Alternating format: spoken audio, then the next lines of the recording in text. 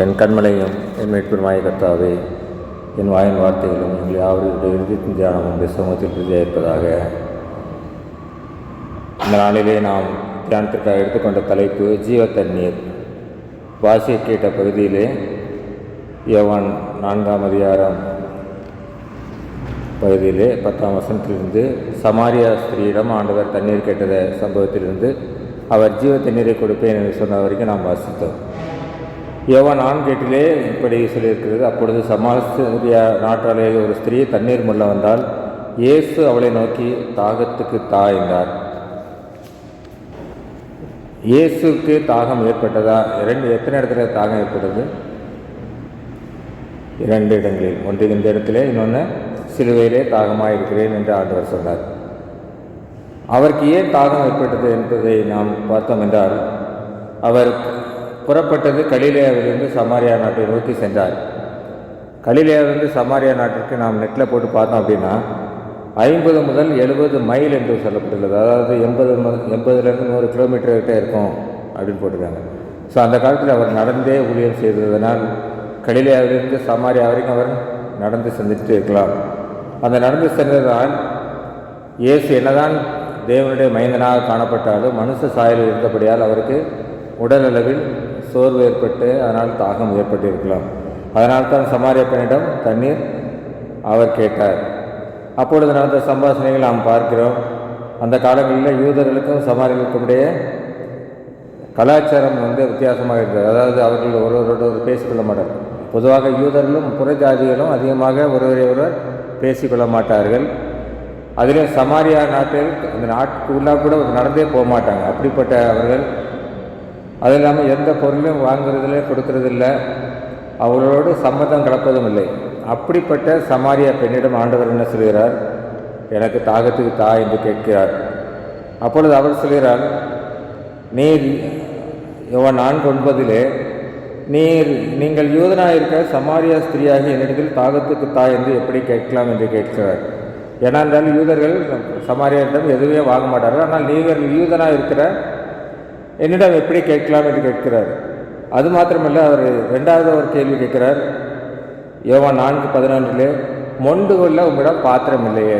ஏனென்றால் அவள் கிணத்திலிருந்து எடுத்தால் கூட ஆண்டவர் கொடுப்பதற்கு ஆண்டவர்கிட்ட எந்த பாத்திரமும் இல்லை.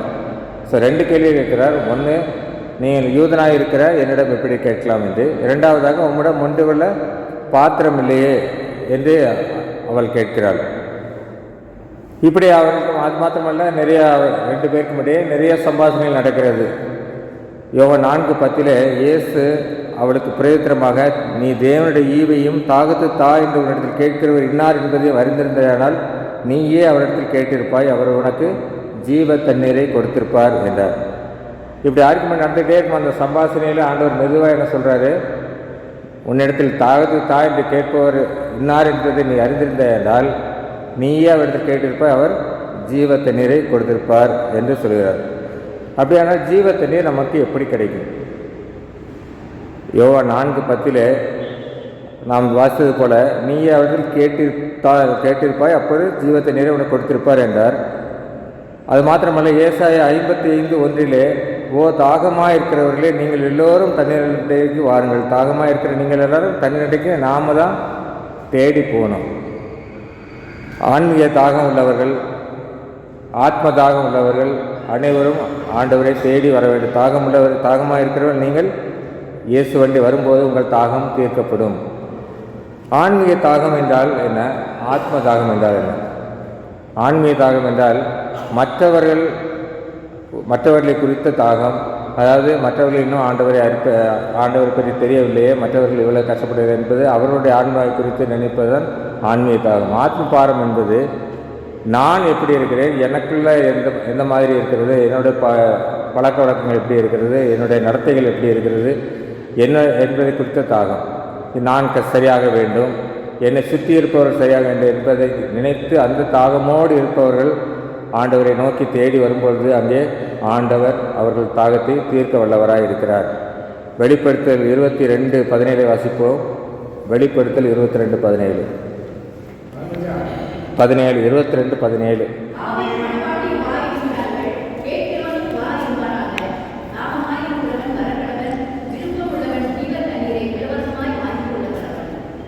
தாகமாய் இருக்கிறவன் வரக்கடவன், விருப்பமுள்ளவன் ஜீவ தண்ணீரை இலவசமாய் வாங்கி கொள்ள கடவன்.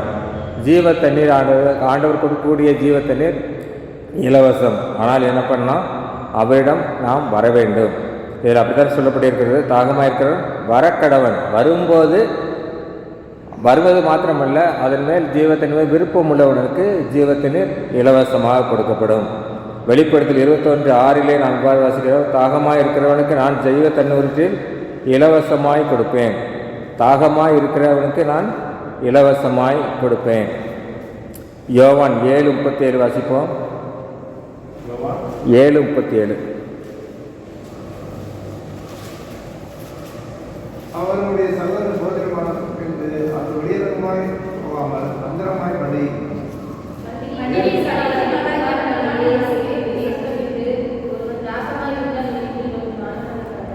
ஒருவன் தாகமாயிருந்தால் என்னிடத்தில் வந்து பானம் பண்ண கடவன்.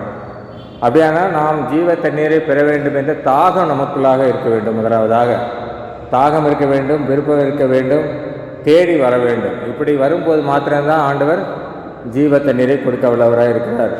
அவரை விசுவாசிக்க வேண்டும். அவரிடத்தில் போனால் ஜீவ தண்ணீர் கிடைக்கும் என்பதை நாம் விசுவாசிக்க வேண்டும்.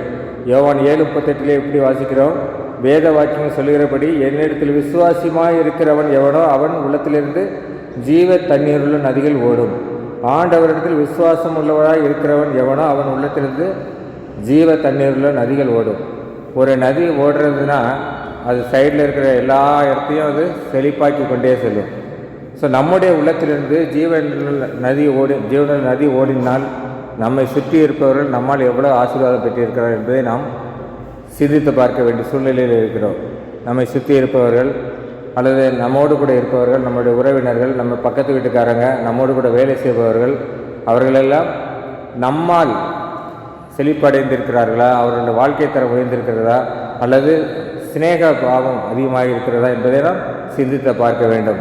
ஒருவேளை அப்படி இல்லை என்றால் நம்மிடமிருந்து ஜீவனுள்ள நதி ஓடவில்லை என்று அர்த்தம். ஸோ நம்ம இந்த 2 நாட்களில் நாம் அதைத்தான் தியானித்து பார்க்க வேண்டும். என்னிடத்திலிருந்து ஒரு நதி புறப்பட்டு சென்றால் மற்றவர்களுக்கு அது பிரயோஜனம் உள்ளதாக இருக்க வேண்டும். நதி தனக்காக மட்டுமல்ல, தன்னை சுற்றி அதை போகின்ற வழிகளில் உள்ள எல்லாவற்றையும் அது செழிப்பாக்கி கொண்டே செல்லும். அப்படிப்பட்ட செழிப்பு நம்ம கொடுக்குறோமா? அப்படி கொடுக்கவில்லை என்றால் நம்மிடத்திலிருந்து ஜீவன நதி இருக்கிறதா, நாம் ஜீவன் தண்ணீரை பெற்றிருக்கிறோமா என்பதை நாம் யோசித்து பார்க்க வேண்டும். மாத்திரமல்ல, நாம் நம்மோடு கூட இருப்பவர் மாத்திரமல்ல, நம்மளுடைய சபையின் மீது, சபையின் வளர்ச்சியின் மீது நம்முடைய தாகம் எப்படி இருக்கிறது, சபையின் ஆராதனையில் கலந்து கொள்வதில் நம்முடைய தாகம் எப்படி இருக்கிறது என்பதை கூட நாம் சீர்தூக்கி பார்க்க வேண்டும். நாம் இந்த காலத்தில் எப்படி இருக்கிறோம்? உண்மையிலே ஜீவனுள்ள நதி நம்மிடத்திலிருந்து புறப்பட்டு செல்கிறதா, நான் முதலில் ஜீவ தண்ணீரை பெற்றிருக்கிறேனா என்பதை நாம் யோசிக்க வேண்டும். நாம் இப்பொழுது எப்படி இருக்கிறோம் என்றால், எரேமியா 2:13 வாசிப்போம். எரேமியா 2:13.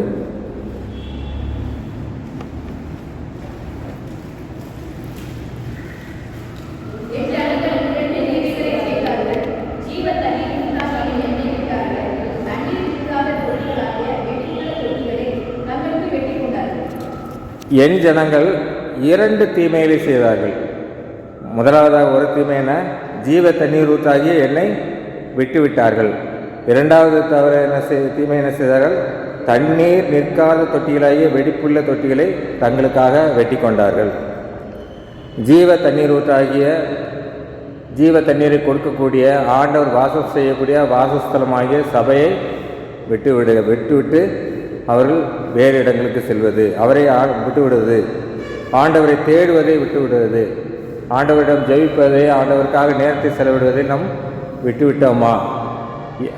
மாத்திரமல்ல, அவர் சொல்லுகிறார், என் ஜனங்கள், ஆண்டவருடைய ஜனங்கள், ஆண்டவரால் தெரிந்து கொள்ளப்பட்ட என் ஜனங்கள் என் சபை கூடுதலை விட்டுவிட்டார்கள், ஜீவ தண்ணீராக என்னை விட்டுவிட்டார்கள்.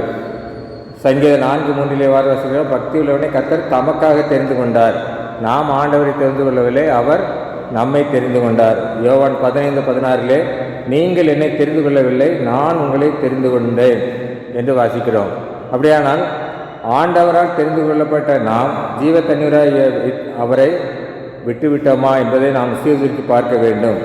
தேவன் நம்மை தெரிந்து கொண்டு ஒரு சபையில் அங்கமாக வைத்துள்ளார். சபையில் சில குறைபாடுகள் காணப்படலாம். அதுக்காக நம்ம என்ன பண்ணணும்? அந்த குறைபாடுகளை நீக்குவதற்கு நம்மால் முடிந்த உதவிகளை செய்ய வேண்டும். அதுக்கு பதிலாக என்ன பண்ணுறாங்க, நிறைய பேர் இங்கே போனால் பிரச்சனைகள் இருக்குது, அதனால் பக்கம் எங்கே வேறு சபையில் இருக்கிறதா அப்படின்னு சொல்லி அங்கங்கே போயிடும். அதனால தான் நிறைய இண்டிபெண்டன்ட் சர்ச்சு அதிகமாகிட்டே போகுது. ஏனென்றால் இண்டிபெண்டன்ட் சர்ச்சில் நிறையா சபைகளில் ஏற்கனவே மெயின் சபையில் அங்கத்தினர் இருக்கிற மக்கள் தான் அங்கே போயிட்டுருக்குறாங்க. கேட்டால் என்ன சொல்லுவாங்க, அங்கே ஒரே பிரச்சனைகள். அந்த பிரச்சனையை சரி செய்வதற்கு நாம் என்ன செய்கிறோம்? அந்த சபையின் மீது நமக்கு உண்மையிலே தாகம் இருக்கிறதா, அதற்காக ஜெபிக்கிறோமா என்பதை நாம் யோசித்து பார்க்க வேண்டும். அல்லது பிரச்சனை இருந்தால் அது சால்வ் பண்ணக்கூடிய அல்லது அதுக்கு ஏதாவது ஐடியா இருந்தால் கொடுத்து அதை சரி பண்ணக்கூடியதை செய்யாமல் என்ன பண்ணுறோம்?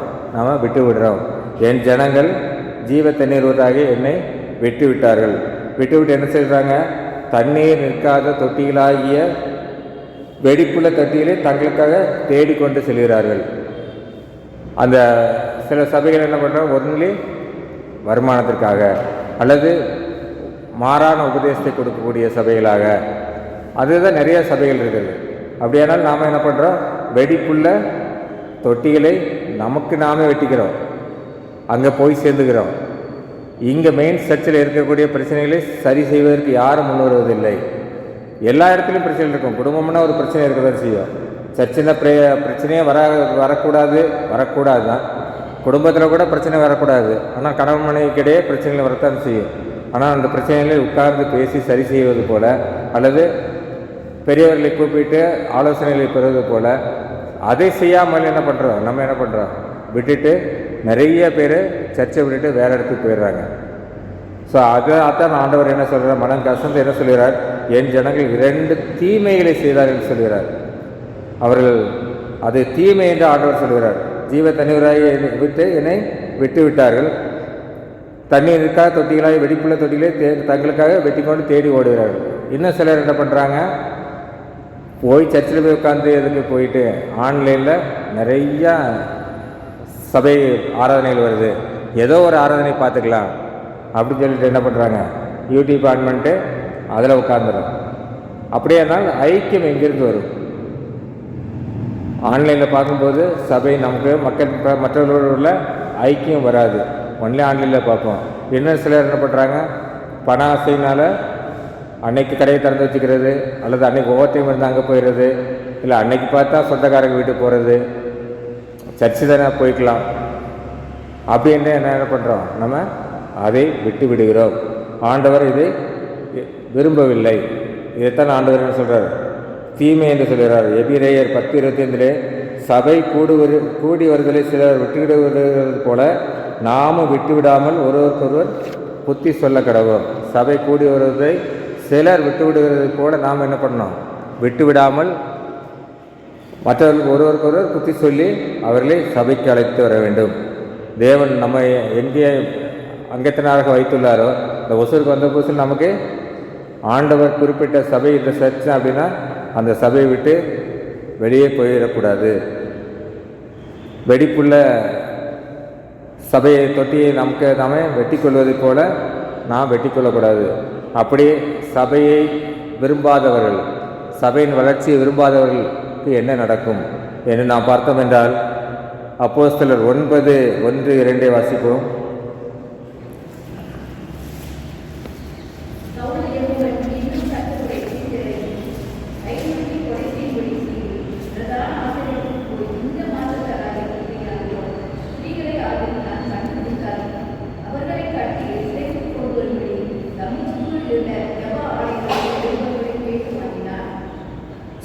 சவுல் என்பவன் கர்த்தருடைய சீசரை பயமுறுத்தி கொலை செய்யும்படி சீறி பிரதான ஆசிரியருக்கு போய், இந்த மார்க்கத்தாராகிய புருஷனையாக ஸ்திரீயாகிலும் கண்டுபிடித்தால் அவர்களை கட்டி எருசலேமுக்கு கொண்டு வரும்படி தமஸ்குவில் உள்ள ஜபாலயங்களுக்கு நிருபங்களை கேட்டு வாங்கினான்.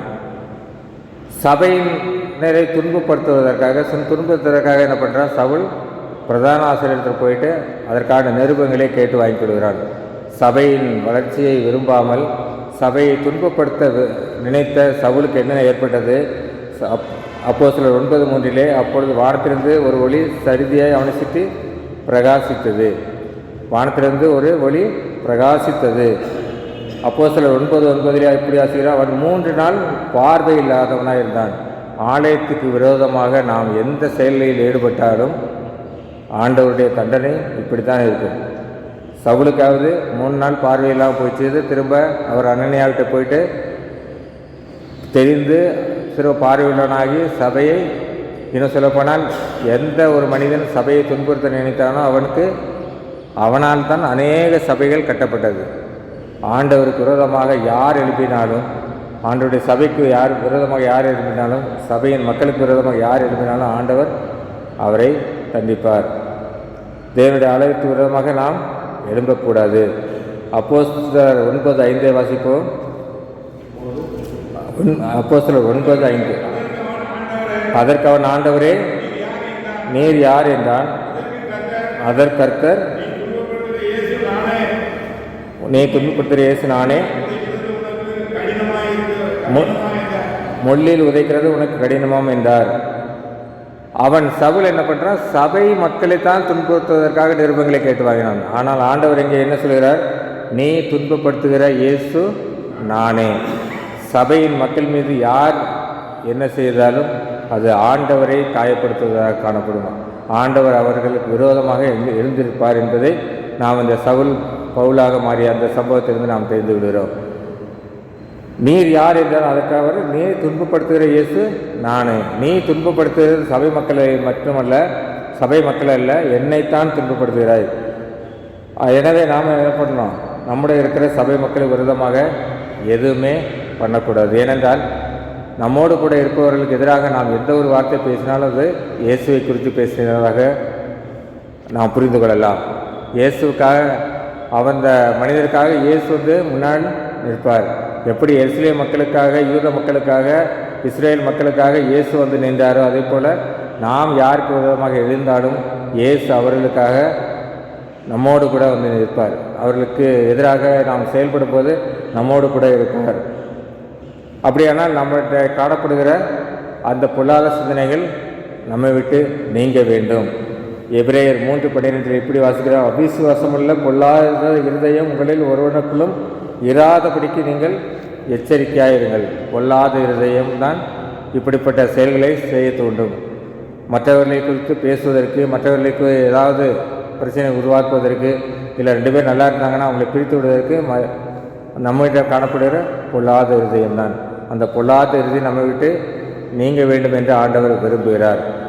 அப்படியானால் நாம் என்ன பண்ணணும், அந்த பொல்லாத இருதயம் நம்மிடம் காணப்பட்டால் அது நீங்க வேண்டுமென்றால் ஜீவ தண்ணீரை நாம் பெற்றுக்கொள்ள வேண்டும். ஆண்டவருடைய ஜீவ தண்ணீரை பெற்றுக்கொள்வது என்பது ஆண்டவருடைய பரிசுத்த ஆவியானவரை நாம் ஏற்றுக்கொள்வது, ஆண்டவரை ஏற்றுக்கொள்வது. ஆண்டவரை மனப்பூர்வமாக நாம் ஏற்றுக்கொள்ளும் போது அங்கே பொல்லாத இருதயம் அங்கே விட்டு விளைவிடும்.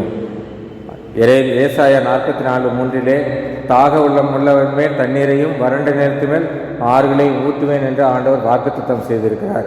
அப்படியானால் நாம் ஜீவ தண்ணீர் வேண்டும் என்றால் நாம் தாகமுள்ளவனாக இருக்க வேண்டும். ஆண்டவர் கொடுத்த வாக்குத்தத்தத்தின்படி ஆண்டவர் நம்மீது தண்ணீரையும் வறண்ட நேரத்தில் ஆறுகளையும் ஊற்றுவேன் என்று சொல்லியிருக்கிறார். எனவே நாம் ஆண்டவர் கொடுக்கும் ஜீவ தண்ணீரை பெற்றுக்கொள்ள தாகத்துடன் ஆண்டவரிடம் செல்ல வேண்டும். ஜீவ தண்ணீராகிய இயேசுவை அவர் தங்கும் வாசஸ்தலமாகிய சபையை விட்டுவிடக்கூடாது, ஆண்டவரை விட்டுவிடக்கூடாது. அவர் தங்கும் வாசஸ்தலமாகிய சபையை விட்டு விலகக்கூடாது. சவுலை போல சபைக்கு விரோதமாக, சபை மக்களுக்கு விரோதமாக நாம் எந்த செயலிலும் ஈடுபடக்கூடாது. பொல்லாத இதயம் நம்மை விட்டு நீங்க வேண்டும் என்றால் நாம் என்ன செய்யணும், ஆண்டவர் கொடுக்கக்கூடிய ஜீவ தண்ணீரை பெற்றுக்கொள்ள வேண்டும். இதனால் வரை நம்மிடம் காணப்படுகிற குறைகள் காணப்பட்டால் இந்த நாளிலே நாம் அதை நிவர்த்தி செய்ய ஆண்டவரை தேடி ஆண்டவர்கள் விசுவாசம் வைத்து அந்த ஜீவ தண்ணீரை பெற்றுக்கொள்ள நம்ம அனைவருக்கும் ஆண்டவர் கிருபை தருவதாக.